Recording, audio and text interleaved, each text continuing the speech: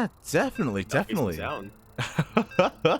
Let's go. So F's in the chat if you're a fan of Terran. Again, I'm sure we were hoping at least Beyond could make it to the semifinals. Unfortunately, it is not the case.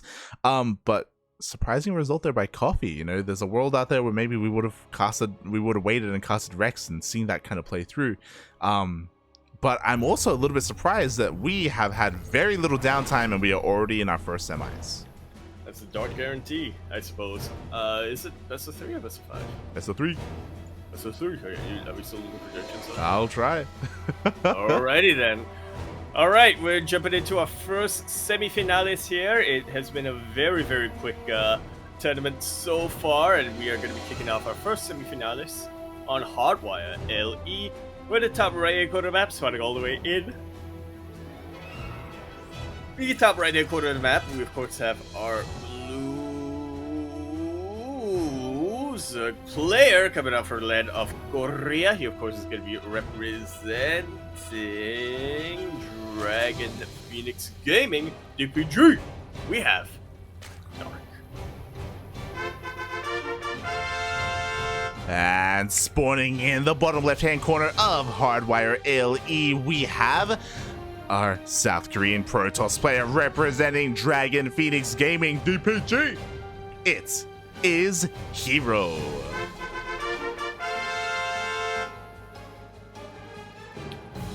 So I need to admit something to you here, Light. Go for it.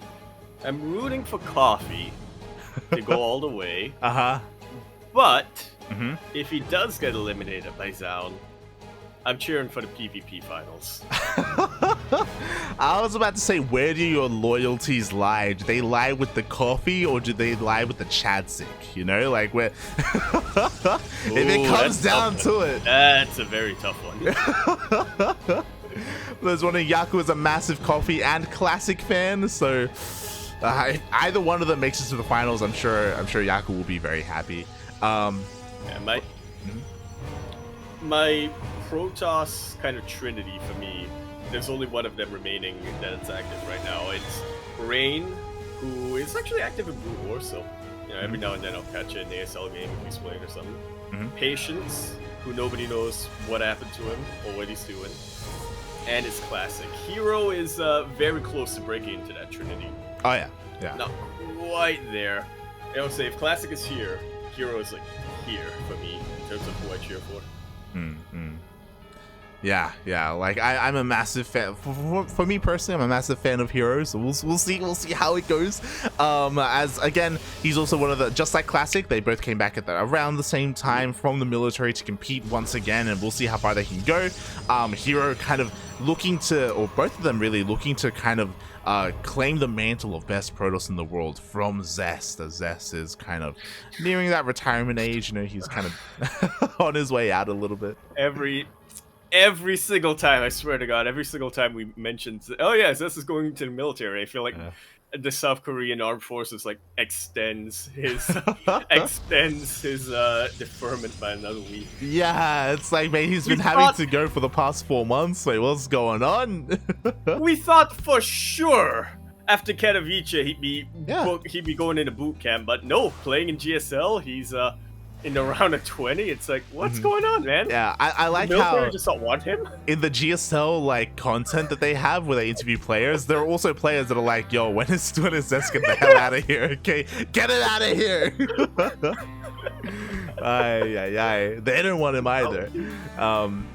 But it's not like he's a draft dodger. He was confirmed. Yeah, he was. Like, he did his evaluation. He just hasn't gotten a date yet. He hasn't, mate. He hasn't. But speaking a little bit about this series, herO has done some very interesting things. One, he did open up with a Stalker to try and deny that scouting, that vision from Dark, and we do not see a Stargate opener. He went straight into a Robo, and we are going for a gateway push without any Twilight Council upgrades. That's unheard of. And we do see a lot of Adept Warp Prism openings, but it's always with Glaives, pretty much. The fact that herO is skipping out on that, I mean, he wants to transition to something else. The question is, what? I'm thinking Robo. I mean, he can. He's poised to go into a robotics bay after this. But here we go. War Prisms coming across the map. We do have the glaives as well. The idea of this is that this does hit faster compared to waiting for glaives and wasting resources on glaives. And there we go. We have all that conserved gas. We didn't waste it on Twilight Council. We have double Stargate behind this. Whoa. Not quite what I was anticipating, but it does play out very, very well here for herO. What isn't playing out, though, are his adepts. They are starting to get surrounded. The Shades are doing a really good job of distracting Dark right now. Not too many drone kills yet, but I'm sure this is a lot more lost mining time than Dark would have wanted. Yeah, I'm just worried because even though he hasn't got many drone kills, like the links have been shaved off quite well here. But here he gets fully surrounded. Finally, Dark will be able to clean up all these adepts. But herO doesn't care because, again, he has Phoenix production back at home. Yeah, look at the unit. Look at the units lost tab. I want to say it wasn't quite worth it for herO here, but at the same time, because of how herO played this out, because of how he's playing transition, I guess it's mitigated a little bit. Like, he can afford to trade a little inefficiently here. Yeah, this is where I worry a little bit for herO. So there's a couple of things. One, this going double Stargate Phoenix has been popularized recently because of the Queen Walk nerf. You don't have to go into Void Rays constantly every single game. So this has been a little bit more popular, but I'm worried because we are seeing a massive counterattack, and Phoenixes aren't amazing against Roach Ravager. Oh, but against minuscule amounts of them, oh my god, he picks up the Ravagers. Absolutely key right now for herO. He needs to make sure he can reduce the amount of corrosive vials coming out as much as possible. The number one spell for him to utilize is Force Field at the moment. He needs to make sure that they don't go down, and he is getting that Robo Bay behind all this as well. Yeah, pretty interesting. Like, herO's almost playing like a Zerg player right now because he made 4 Phoenixes and then he stopped production. It's like, okay, well, like, he just threw down all this, like, production, all these tech structures, and he's not really doing anything with it. Instead, he's switching hard into those, I imagine, disruptors.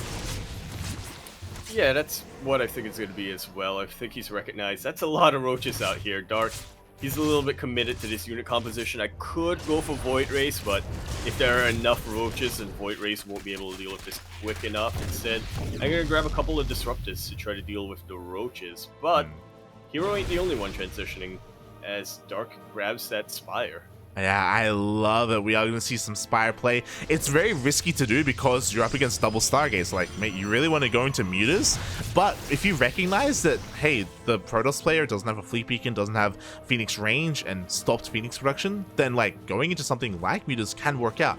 Obviously, you can still go into Corruptors. Corruptors are a great way to also shut down Phoenixes, but Dark has options. He definitely does. And we were mentioning, you know, herO, he's trying to be as flexible as possible with his tech. So is Dark, and being flexible with your tech works a lot better for Zerg than it does for Protoss. Did herO scout that Spire? That is a good question. Quickly checking here. Quickly checking here his vision. He did not. He did not get close enough there in the natural. Oh no. Oof. I think that's going to come back to bite him. It really can. Depends. It depends. Does Dark go for Corruptors or does he go for Mutas? He goes for Corruptors, so he has a better way to deal with the Phoenixes, and he will be able to deal with that Warp Prism as well. But it's the ground army that is really worrisome right now for Dark. Yeah, I would have loved Mutas just because we saw that herO even lost a couple of Phoenixes against it. Squeeze me! Oh my god! The Disruptor jump actually connects!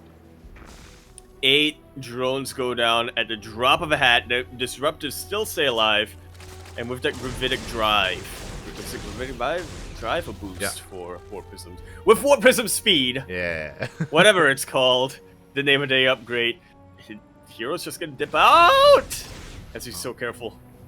Oh my god, herO, no! Okay, he's committed. There's no way in, no way out. He has to get these Novas off. We do see a split though. Does get a couple of Ravagers, but will lose both of his Disruptors. Not the most efficient trade in the world, but at least he keeps the Warp Prism alive. He's going straight for a push. herO has had enough. He doesn't have too many force fields, though. He has 1 sentry. He only has 1 sentry, but he has 2 Disruptors. I should say 1 Disruptor as he gets focused out. There's only 1 left. There's only one left, but at least it went down with a fight. Oh, another beautiful Purification Nova. And has herO gotten enough momentum here? It definitely seems like it. RB supplies are about even, but remember, there's not a lot for these Corruptors to really do. Yeah, the Corruptors. Exactly, they're just idle supply. Meanwhile, the Zealots are here in that 4th base, just swiping away, killing every single worker. Boys were forced up the line. Roaches are coming out to defend, but another Nova goes off.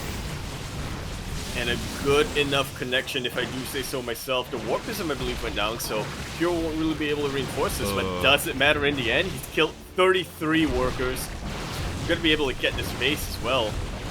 Dark very much struggling to get a defensive force out. Exactly. At the same time, the Corruptors went across the map to try and focus down this Nexus, but the warping of Stalkers are enough. The Corruptors, they do nothing, and now the Corruptors, they're gone. The Warp Prism has been rebuilt. Yeah, nice little bit of zoning here from Dark, but once again, I have my doubts as to whether or not it's going to be enough. A lot of Ravagers out, though. So maybe the Disruptor is exposed, but it gets hot picked up just like that. Purification Nova, not too many connections, but you know, when the Nova fail, the Biles succeed. Yeah, exactly. Biles out a couple of his own roaches. Even the Immortal barely gets saved there by that Warp Prism. It looks like Dark is going to be able to push this back for the time being, but again, he lost 7 more workers. He is down heavily, not just in supply, but in drones. Jesus Christ.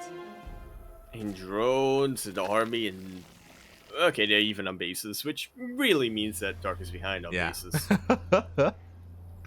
It really does. And herO's even ahead in tech. He's like, you know, what don't I have?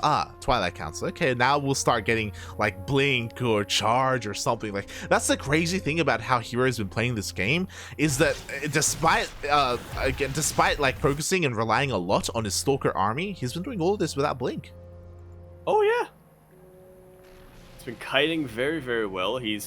I guess it really comes down to the fact that herO just never gotten himself into a position where he risks the Stalkers too much. He doesn't dive in and then hope to blink out. Instead, he hangs back, tries to bait the Zerg army into him, and then blows up the Ravager count with his Disruptors. Yeah. It's been absolutely insane. Like, the hero's way of playing this game out has been crazy. Like, just the way that he's been taking, but at the same time, like, I say crazy, but there is thought put into it. Like, it does make a lot of sense. How he's been constructing his army, the tech that he's been throwing down, like how he's been playing this out. It's just something that you don't see too often, and it's refreshing as hell.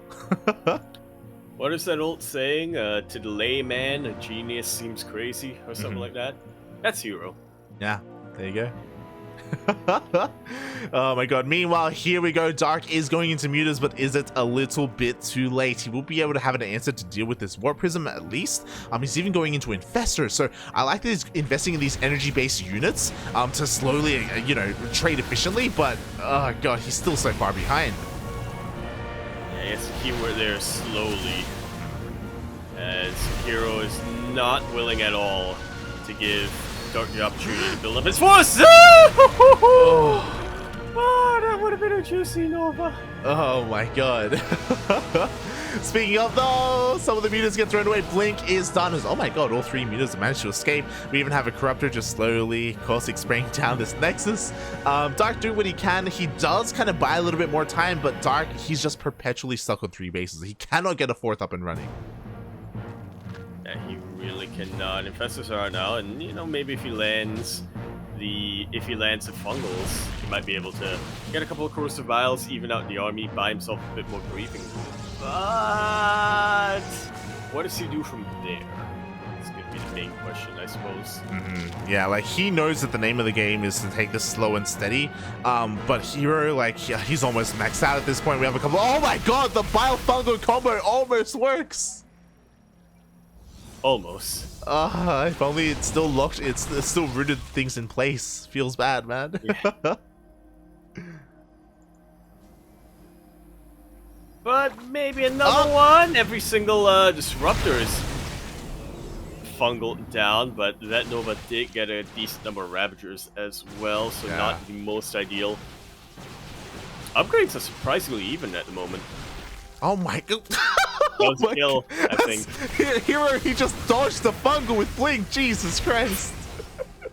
Don't see that every day. You really don't. Meanwhile, here we go. Here he's pushing on forward. The aggressive blink forward. He doesn't care about fungals anymore. He knows he has the overwhelming numbers. There we go. Another fungal on that army. But mate, we still have Novas. We still have Immortals. We still have even more Stalkers. And they're coming in for the flank. GG is called. herO takes game number 1. Oh.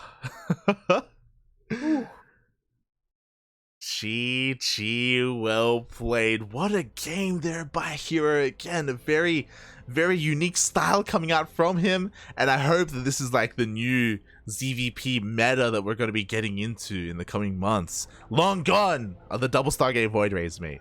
Get him out of here. Yeah, long gone on double Stargate Void Race. Now we got double Stargate Phoenix. There you go, mate. There we go. And let's transition now to as well. Love what I'm seeing from herO here. Again, he's almost like that Protoss Gumiho in a sense. He's not completely off his rocker like players like Mio Micah or SOS, but he isn't the most. He isn't exactly conformist either. An argument could be made. It could be made. Argument could be made, but could also be disputed. True. Meanwhile, I want to give a bit of a shout out to Logic in the chat because we do have another $20 donation. Thank you so much, Logic. We appreciate it. It actually happened in the previous series, but like there was a lot going on in Dark versus Gumiho, you know, like Heart. Thank you. And Sando also redeemed some intros. Yeah, he redeemed 2 mean intros. It's not German. 2 in Enya. intros. Ein. No. Ein intros. God damn it. But yes, so he did redeem 2. We'll save them for the finals.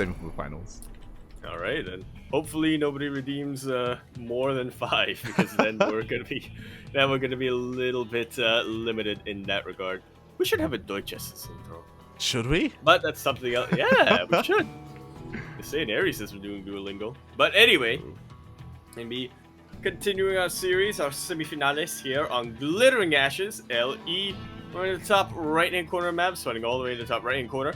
We, of course, have a blue Protoss player coming out from the land of Korea. He, of course, is going to be representing Dragon Phoenix Gaming DPG. We have herO. Let's go, because spawning in the bottom left-hand corner of the map, sending a drone out and opening up with a 12 pool. We have our South Korean Zerg player representing Dragon Phoenix Gaming DPG.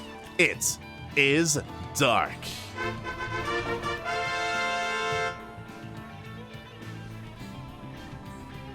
It's got scouted. It is scouted. herO, he saw the drone moving out across the map, and he also saw that it was a 12 pool. But can he stop the proxy hatch? Nope. I'm loving this from Dark. Dark has pretty consistently given Protoss players a bit of a taste of their own medicine. You want pylon block me? Nah, mate. I'll proxy at you. Yeah, these past couple of weeks, like, Dark has consistently been doing this in this matchup, going for proxy hatches, going for gas steals, just almost every single ZVP sending his drone across the map. And we saw what happens if he doesn't. You know, game 1 happens, right? Where Dark really didn't have much control over that game. Lanes are about to rock up, but Zealot is here. The wall is a wall. Yeah, Dark has to be a little bit careful. So does herO. In all fairness, he has to do his little Zealot Zergling dance. Make sure he doesn't leave a hole too wide open. Adept is on the way. He's actually chronoing out the Zealot rather than the Adept, which is interesting. But the Zealots get surrounded, but in fairness, the Lynx get surrounded as well. Oh, that they do. One Zealot is going to go down. There's only one Zealot remaining, but we have a Shiba. The Lynx slip on in, and they're going to be able to keep this open for a little while longer. The gate. Adept coming out, though.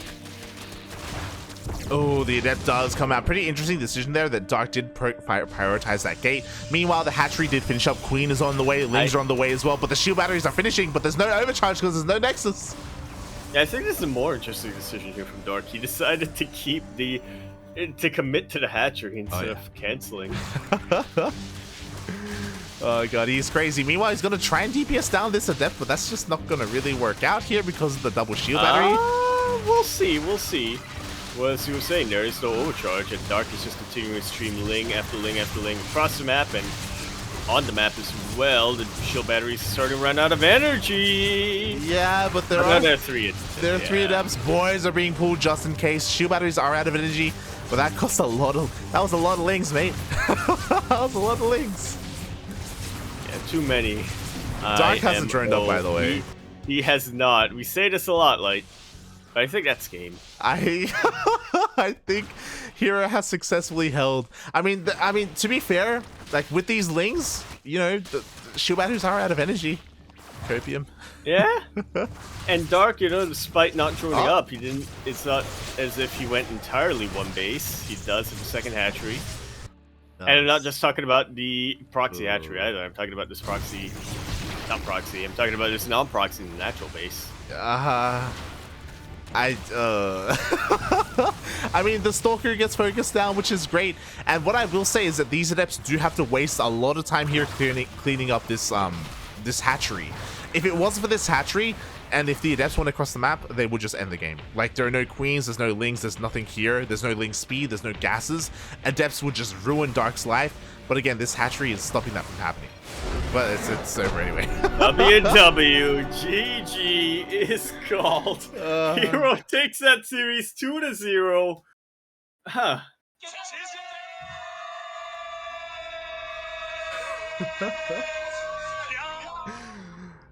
Dark had he had a choice. He was like, do I want to drone up? Nah, let's just hold down that Z key and try and attack an Adept in the choke point with 2 shield batteries behind it and force my way through. Question mark? Oh my god. You have chosen poorly. I have chosen death, mate. That's what Dark did. I almost feel like we saw a match of Brain versus Brawn there. Brain from the side of herO and Brawn from the side of Dark. And that was the semifinales. That was, herO is going to be our first finalist of the evening, and we do have confirmation. Zaun has taken out Coffee 2-0. My heart goes out. My heart goes out. And so now the other semifinals, Classic versus Zaun, is underway. We're going to have a PvP finals. PvP? I'm excited. Oh my god, it is gonna be that PvP. We thought we could escape it, but we could not. And we'll see. Escape it? Speak for yourself. I wanted this. True. Oh god, as we can all see on the screen here, yes, we of course have Classic versus Zaun in the lower semis. I believe that is being casted by someone, hopefully. Chicken Man? No, you know what's with us? Chicken Man is offline today. Oh, okay. Biomorph might be covering that. I think Biomorph was covering that. He was with us as well in herO versus Dark. Was he? Oh. Yeah. Steadfast? No, Steadfast was with us. Yeah. Enki was also with us. Yeah, feels bad. We were Maddox casting? It looks like all the casters were in the same series, so I don't know if anyone is covering the lower semifinals. Feels bad, man. Yeah, so but that will give us time to prepare for our intros. It will. I guess that's the right side to all of this going on. Sando given confirmation, we can do Deutsch. Oh, go for it, mate. You can flaunt your... I'll flaunt my Spanish, you flaunt your Deutsches. I've actually been doing Polish lately. And Polish is hard. Why did you say, yo, can we do a German? Actually, I've been practicing Polish. I feel like Deutsch is probably the European language I'm most comfortable with. There you go. It's the hardest of the 3 I am even slightly familiar. Of the 4 that I'm even slightly. Actually, it's Deutsch and Polski are the 2 hardest of the EU languages I'm slightly familiar with. Mm-hmm.